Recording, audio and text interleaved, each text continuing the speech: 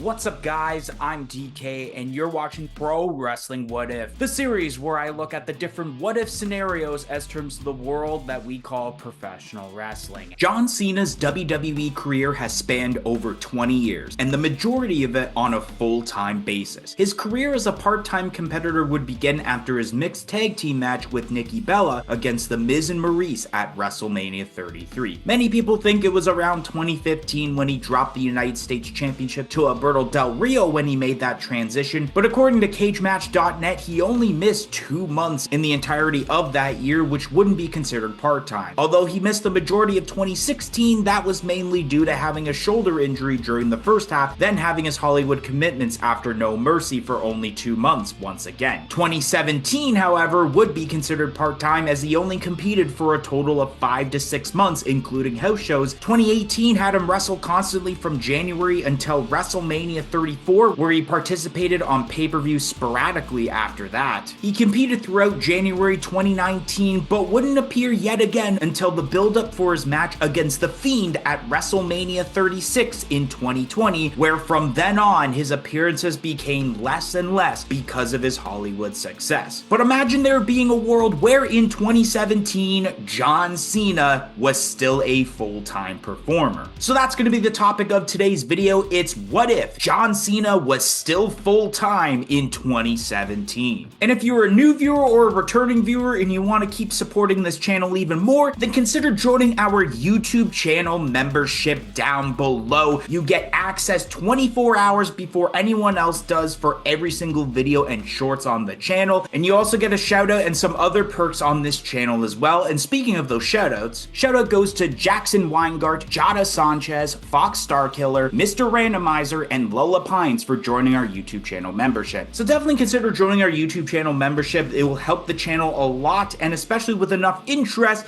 we will eventually make more tiers, including one where maybe we have bonus content that you can't see if you don't join the membership. And if you end up enjoying this video, don't forget to hit that like button, share this to all your friends, subscribe, and press the notification bell for when future episodes get released, and leave a comment down below about today's topic or suggesting a future topic for an episode of Pro Wrestling What If. So we're going to be going through a pay-per-view by pay-per-view basis, starting off with Royal Rumble 2017, where I still think John Cena would be facing AJ Styles for the WWE Championship. John Cena had 2 singles matches against AJ Styles at Money in the Bank and SummerSlam respectively, both in which AJ Styles had picked up the victory that would propel him into eventually winning the WWE Championship from Dean Ambrose at Backlash. So it makes sense to not only have this match still happen, but to have John Cena still win his 16th world title and finally get a win over AJ Styles. And what I will say about the Royal Rumble match itself that night is that Randy Orton doesn't win it here like he did in the real timeline. And we're gonna get to who ends up winning it later on. Elimination Chamber 2017. John Cena would still compete in the same Elimination Chamber match for the WWE Championship, besides one participant where Baron Corbin gets replaced by Randy Orton since he doesn't end up winning the Royal Rumble. Bray Wyatt had won the match in the real timeline, but due to Randy Orton not winning the Royal Rumble, unfortunately Bray Wyatt doesn't win the title here. And due to John Cena being a full-time competitor and not leaving after WrestleMania to go to Hollywood, he would retain the WWE Championship here and go into the Showcase of the Immortals as champion. WrestleMania 33. As I mentioned earlier, John Cena competed in a mixed tag team match with Nikki Bella against The Miz and Maurice at the event. However, I don't think that match happens with John Cena going into the event as WWE Champion. Instead, John Cena would defend the title against the Royal Rumble winner, and if the Royal Rumble winner wasn't Randy Orton, then who would it be?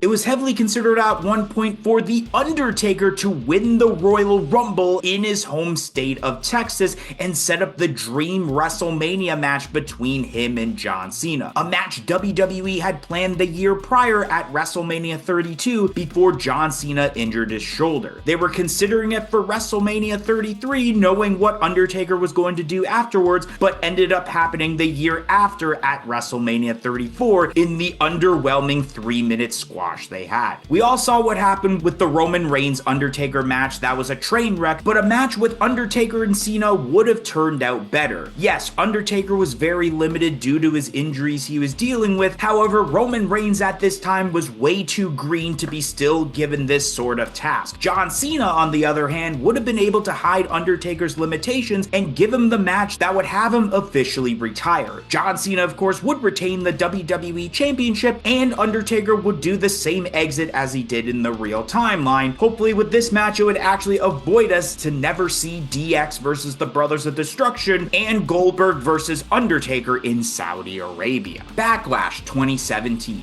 Due to John Cena being a full-time competitor, he'll remain on the SmackDown roster instead of being free agent John, where he can go to either brand depending on where he's needed. So for those hoping for John Cena versus Roman Reigns in this timeline, it doesn't happen here, at least in 2017. John Cena's opponent for the Backlash pay-per-view would be Dolph Ziggler. Ziggler had turned heel earlier in the year and can pull off a great match against Cena on a B-tier pay-per-view, but of course John Cena still retains at this event. This was the pay-per-view where in the real timeline, Jinder Mahal pulled off the biggest upset in recent memory by going from jobber to main eventer in weeks by becoming the WWE Champion. With John Cena still around and holding the title, there's no way Jinder Mahal would be given the title quickly as he did. Money in the Bank 2017, I think John Cena would defend the WWE Championship against Rusev. After getting sent to SmackDown through the Superstar Shakeup,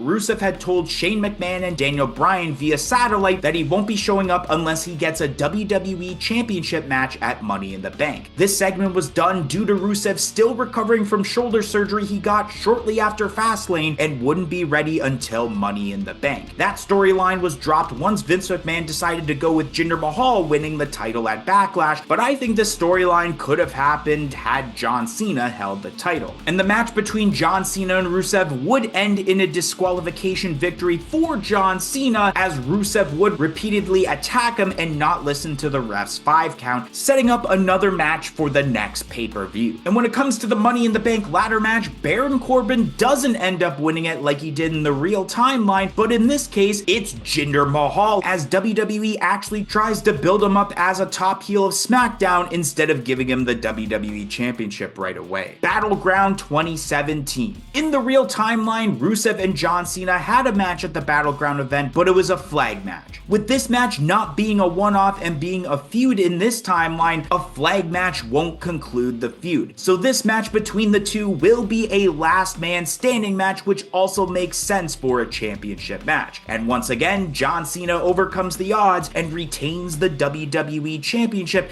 and walks into the biggest party of the summer as champion. SummerSlam 2017. A battle royal takes place on SmackDown to determine who faces John Cena at SummerSlam for the WWE Championship, and the winner ends up being Randy Orton. John Cena needed a big opponent for a Big Four pay-per-view, and there was no one bigger on the SmackDown roster at the time to fill that role than Randy Orton. This would mark the third time at SummerSlam that these two would face, as we had the first one 10 years prior in 2007 where John Cena won, and in 2009 where Randy Orton had won, so it's one apiece, and who ends up breaking the tie? That would be Randy Orton, and he walks out as the new WWE Champion. Let's not forget that John Cena had been holding the title since Royal Rumble at this point, so it seemed fitting for John Cena to drop the title at this point, and especially to someone who has almost as much star power as John Cena does. Hell in a Cell 2017, John Cena would go one-on-one against Baron Corbin. Baron Corbin in the real timeline had won the United States Championship at the event, but I think the reason he did win was for AJ Styles to then win the WWE Championship from Jinder Mahal to set up the match with Brock Lesnar. In this case, however, I think AJ Styles remains the United States Champion for a little bit longer, and Baron Corbin is a filler feud for John Cena for the time being. So in case you were wondering, John Cena defeats Baron Corbin. I mean, if John Cena is full-time in this timeline, he's got to at least have some sort of match on this pay-per-view. Survivor Series 2017. John Cena would join Team SmackDown and participate in the 5-on-5 Survivor Series match like he did in the real timeline. The only difference is that Shelton Benjamin would be replacing Randy Orton, since Orton is the WWE champion in this timeline. This also means for the champion versus champion match, it would be Randy Orton versus Brock Lesnar instead of AJ Styles, who is still the United States champion. And the result for this match would still stay the same as Team Raw wins due to the stipulation of Kurt Angle being fired as general manager if they had lost the match. And with the Orton-Lesnar match, Lesnar wins the match in dominating fashion, and as Randy Orton struggles to get up, out comes Jinder Mahal, who cashes in the Money in the Bank briefcase and successfully defeats Randy Orton to become the new WWE champion. I felt that WWE, regardless, were gonna end up giving Jinder Mahal the title at some point, especially because this would now allow Jinder Mahal to walk into the WWE tour in India at the beginning of December as the WWE champion. But even though not a lot of us would like him as WWE champion, at least here he was built up more as a top heel instead of an overnight sensation. Clash of Champions 2017, John Cena would face Jinder Mahal for the WWE championship. The Clash of Champions 2017 event took place in Boston, Massachusetts, which is basically hometown territory for John Cena. So having John Cena in the main event for the WWE championship here makes sense. John Cena would pick up the win in this match, but unfortunately it would be via a disqualification, as this protects John Cena from losing, but also allows Jinder Mahal to retain the WWE championship and walk into 2018 as the champion. And I wonder, what would John Cena's career be like if he was full-time in 2018?